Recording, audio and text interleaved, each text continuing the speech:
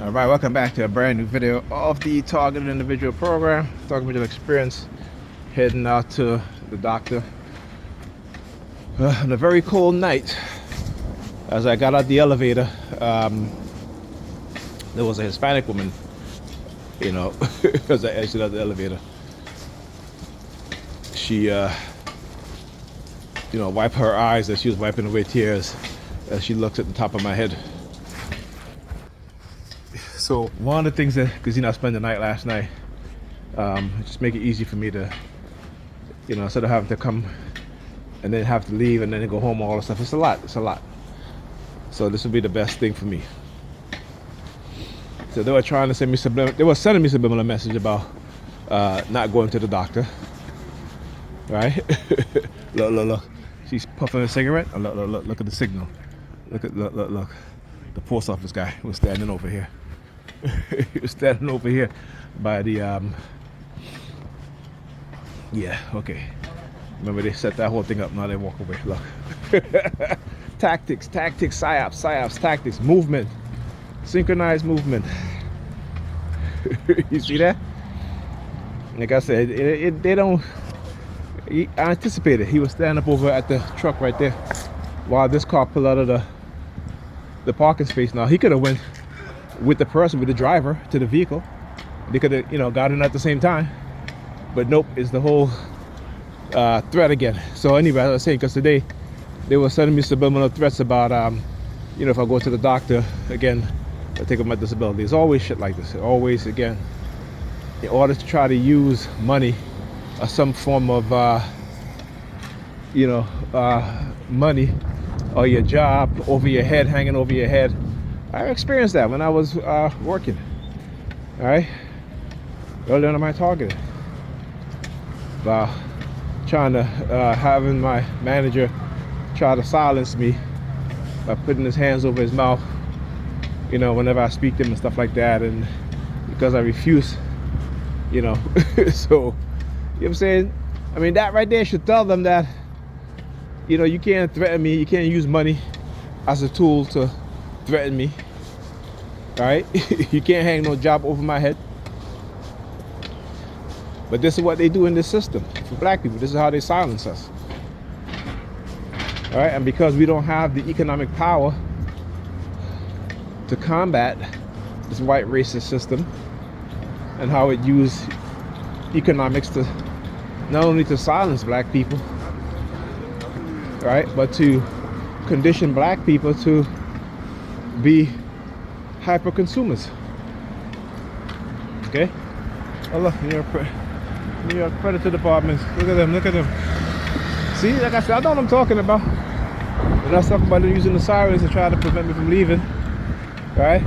Again, and like I said, the way it's being done is that, and then if I stay, if what they have done had continued to affect me, which it had in the past, right? You know what I'm saying? I would probably stay. All right, and it's not out of fear, right? But it's out of, I should say, not my interest, out of the fear that they tried to do using silent sound, meaning that using sirens every time I walk past the door, whoop, that sort of thing, right? Whoop whoop. Every time I walk past the door, every time I look at the door, whoop.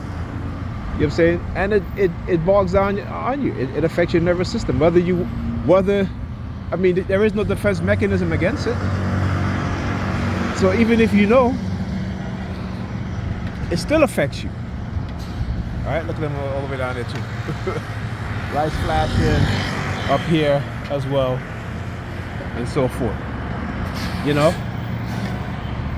So what was it? Last night, 2 o'clock in the morning. I'm in bed. Pab's sitting next to me. She's doing her drawings, and then she says to me, I'm going out later because my friend whose daughter died, they're having some sort of what do you call it? It's not a wake, but I think she told me this a couple of weeks back. So I'm just like, that was a couple of weeks back. Maybe a couple of weeks back, maybe 2 months back. You know what I'm saying? But you know, she's gonna lie to me because that's what they put into her mind. You know, to lie to me, even though I'm being honest with her and everything like that. I've always been honest with her. You know, they again, you know, we see this particularly in the black community and black men. We see how our women have been conditioned to want to be like men, and when I say men, not just black men, but men in period, men in general.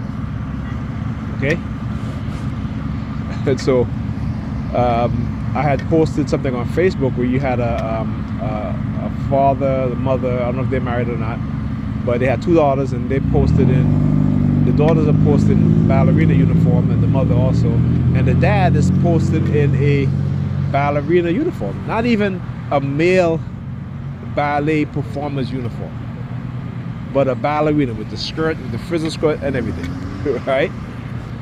And so I said to her, I said, you know, this is the type of shit that black women love to promote, and particularly with their daughters and their sons, right? How is it that you couldn't say to your husband or your man or have you that you should put on a male ballerina uniform, not a female ballerina uniform? So I posted that, you know, and I guess I got a lot of pushback from some of the so-called people who want to push this whole gay shit in the black community. I say gay shit, but you know, the whole transgender thing in the black community, right? And we see how black women have, and the hatred for black men and with their kids, how they're literally grooming their kids to become homosexual and transgender out of spite and spiting the fathers. Okay, this is the madness. This is why the government have done what they've done to the black family, right? Because with no father figure, and you have women who have been conditioned to be hypersexualized, right? And they're leaving them with other people who themselves are being manipulated, right? And they don't know it. They don't know it because they don't. We can't see. Most of us can't even see the invisible hands that is moving things around, and that's the vast majority of black people. And particularly for black women, that's 99% of them. 99% of them. You know, they're having office, not even romance, but they're literally, some of them are literally sleeping around with the men in the office, and particularly if they're white men. Okay, you know what I'm saying? You look at this situation with what's her name, Joy, whatever her name is, all right, a sports Fox Network. She's sleeping with almost all the damn men there, and they, you know, they're white men, to advance her career. And then when her name gets around, you know, in the office of the company, that, you know, you can sleep with her, and she makes a bad name for herself, then she wants to blame the men. Oh, the men take advantage of me. No, you have to bear some responsibility too. Okay? You know what I'm saying? And again, it's the age-old thing that women will do. Some women will use their sex to advance their career. Okay? I mean, I don't see anything wrong with it. But when you make a bad name for yourself, don't turn around and blame the men. Don't turn around and say, oh, you know, it's the men's fault. Okay? Being that, you know, and this is what they've done to women today, particularly black women. Right? Is that they think that they can rack up bodies because men do it, and somehow there's no social negative stigma associated with it. Because again, they want to be like men. Well, if a man sleeps with 100 women, I can be sleep with 100 men. It doesn't matter. Yes, it does matter. Yes, it does matter. Okay? It does matter. Right? Particularly if you want to have children. Right? And particularly if you want the so-called high-value man that all women claim that they deserve. Okay? Those so-called high-value men don't want women who've been sleeping around with hundreds of men. Okay? You know what I'm saying? They don't want that. You're gonna be the fun girl. And a lot of our women think that it's cool to be the fun girl, and then complain that They can't have a good relationship. Yeah, because you're the fun girl. You want to go out, act a fool, lose your damn mind, right? Because you want to be liked. Okay, but that's the same behavior back in the days that you used to call slutty behavior. Okay, and again, if that's what you want to do, that's fine. But understand that with that type of behavior comes certain negative associations, certain negative stigma. So now, because they don't want to accept the negative stigma that goes with it, they're like, well, no, men do it, then, you know, why can't we do what men do? Well, guess what? A man can't get pregnant, but you can. Okay? All right? A man cannot get pregnant, but you can. And when you get pregnant, it will change your body forever. Not only your body, but it will change your mind as well. See, these are the things that they're not teaching these young women. They're not teaching about the psychology of sex. They're not teaching about the biology of sex, outside of the fact that it feels good. Right? They're not doing that. Okay? And like I said, when you look at even, so I said to Pam, I was like, you know, I said, you know, these are the type of women that, you know, they turn their boyfriend or their husband into feminine men. And she goes, what's wrong with feminine men? I said, well, let somebody attack you and see what the feminine man will do. Is he going to protect you or is he going to run? Right? If you're being chased, is he going to run faster than you and leave you in you know, behind? Or is he going to turn around and he's going to face and allow you to get away, you know, to get away safely? See, they want feminine men because they want men to be like women, right? They've been conditioned, black women now, right? They've been conditioned to fear black masculinity. But they don't fear white male masculinity. They don't fear Asian male masculinity. Right? When I talk about cognitive warfare, I'm talking about how we are being used as men and women and weaponized against each other to cause hatred amongst each other and dislike. Why do you think sometimes they'll send these honey traps, these white honey traps on my way? You know what I'm saying? There's a reason for that, and it's always when they cause a big argument with him, me and her. They manipulated us, right? Using silent sound. Then all of a sudden they start putting white girls in front of me. This is what they've been doing. They hate the fact that you love yourself so much as a black person.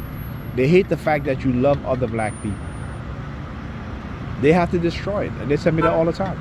We're going to destroy the love black people have for each other. Right? Because I tell black women this, and y'all better listen. If you are not conscious enough to understand what's going on, and they destroy the love that we have for you, and you for us, what's going to happen to you when they start attacking you? Huh? Are you going to now turn to us and look for protection? Because that's not going to happen. That's not going to happen. Again, you got to understand how men are and how men think. And this is what's fundamentally been missing in the minds and the teaching of black women, is to understand their men. White women understand their men. They certainly do. The vast majority of white women that are in relationship with white men, right? Those white men are not paying 100% of the bill. And I'm talking about middle class white people with both spouses working. They understand that by building together and putting their resources together, right, they can save to start a family. Right? But black women want black men to be at the finish line, right, with millions of dollars in the bank account, and they just come with their coochie and being cute and say, look, here I am, I'm the table. Black women have been conditioned to think and believe that, right, while ignoring the reality. Sorry. Yeah, knock me down. Yeah, just knock me down, man. All right, talk to you guys.